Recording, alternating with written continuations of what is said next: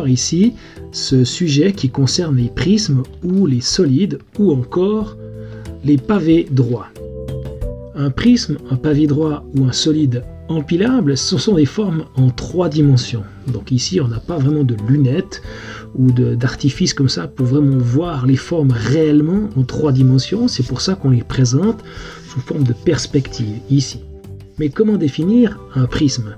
Eh bien, c'est tout simple. Premièrement, les prismes ont toujours 2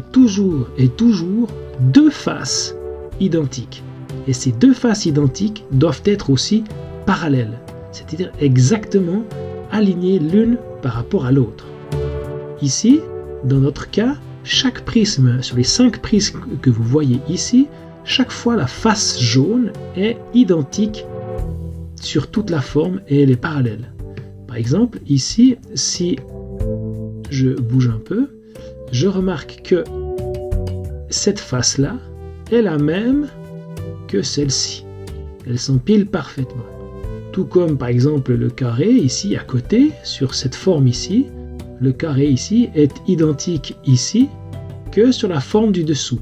C'est donc une forme isométrique et parallèle. C'est pour ça qu'on appelle que ce sont des solides empilables. En fait, je pourrais les empiler comme ceci les uns sur les autres pour faire une immense tour. Toute la difficulté de ce sujet sera de trouver quelles sont les faces empilables, parallèles et isométriques. Et à chaque fois, on va te présenter des solides de manière différente, sous des angles différents, et ce sera à toi de trouver quelles sont ces faces isométriques et empilables. Et c'est vraiment la première étape qu'il ne faut pas rater. Donc, un prisme, c'est un pavé droit ou un solide empilable. Il a donc 2 faces isométriques et parallèles, et des faces latérales qui sont des rectangles. En effet, je remarque que sur toutes mes formes ici, toutes les faces latérales sont des rectangles. Vous allez me dire, mais alors le cube, qu'est-ce qui se passe avec lui? Eh bien, on va regarder. Tout d'abord un petit peu la nomenclature et ensuite quelques petites règles bien pratiques. Ici, on regarde les différentes formes. On a un cube, un parallélépipède rectangle et un tétraèdre. Tétraèdre, pourquoi? Parce que tétra, qui veut dire 4, il a donc 4 sommets, 4 angles. Parallélépipède, c'est généralement comme ça qu'on les nomme et on donne la forme sur laquelle ils reposent. Parallélépipède, rectangle, parce que par terre c'est un rectangle. Il peut y avoir un parallélépipède à base triangulaire, un parallélépipède à base carrée, un parallélépipède à base circulaire. Après, on verra qu'il y a des termes spécifiques qui arrivent avec ces formes-là, mais généralement, c'est toujours un parallélépipède. Prenons le cas de notre cube. Le cube, il a 1, 2, 3, 4, 5, 6, 7 là derrière, 8 sommets. Il a donc 8 sommets. C'est les pointes, les angles, comme on veut, on appelle ça sommets sur les solides. Il a 1, 2, 3 derrière, 4 ici, 5, il a 6 faces. Bah oui, vous prenez un dé, il a 6 faces. Et il a nombre d'arêtes, ce sont ce qu'on appelle, c'est pas des côtés, ce sont des arêtes. 1, 2, 3, 4, 4 de l'autre côté, 4 ici autour, 12 arêtes. Facile. Ce qu'il faut bien se souvenir, c'est qu'on ne parle pas de côté mais de face, on ne parle pas de côté mais bien d'arête. Comme ça on sait dans quel sujet on se trouve bien dans les solides. Le parallélépipède rectangle, il a donc aussi 6 faces, il a aussi 8 sommets et il a aussi 12 arêtes. Pour le dernier, on peut compter, il a 1, 2, 3 et la dernière au fond 4 faces. Il a 1, 2, 3, 4 sommets. Et il a simplement 1, 2, 3, 4, 5, 6 arêtes. Pour ceci, il y a une petite formule qui existe pour se faciliter le calcul, parce que souvent le nombre d'arêtes, c'est là qu'il y en a beaucoup, et puis qu'on risque des fois de rater ou bien de ne pas trouver le nombre qu'il y a. Alors c'est facile, vous prenez le nombre de faces, additionné au nombre de sommets, ici 4 plus 4, 8, et je fais moins 2, 6. 6 plus 8, 14, moins 2, 12.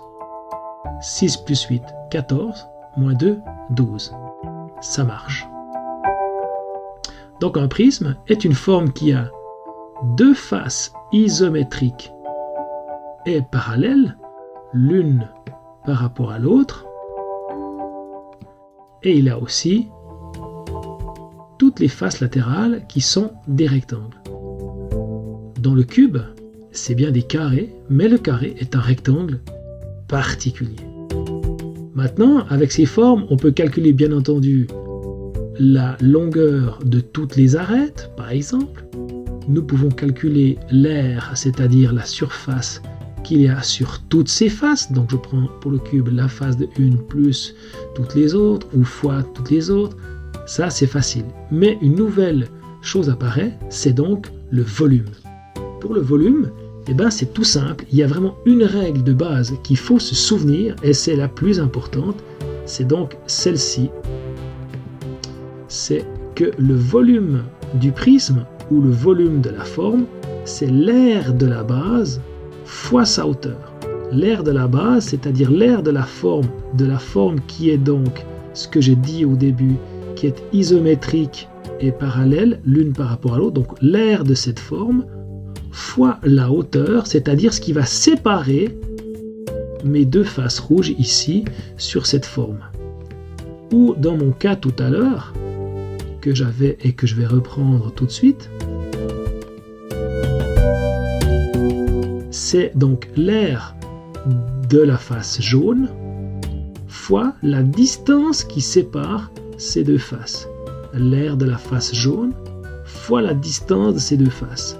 L'aire de la face jaune fois la distance de ces deux faces.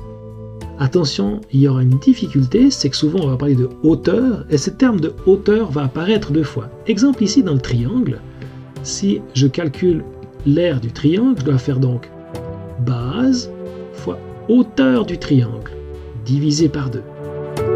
Une fois le résultat obtenu, je dois multiplier ce résultat par la hauteur qui sépare, et oui, c'est de nouveau le terme hauteur, cette hauteur qui sépare les deux faces. Voilà pour ce qui concerne les prismes, ou ce qu'on appelle aussi pavé droit, ou ce qu'on appelle aussi solide empilable, pour ce sujet.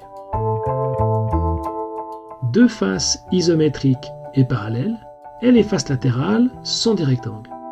Dans les prochaines vidéos, on verra comment construire ces formes, comment faire les développements de ces formes-là. Bonne chance et à bientôt!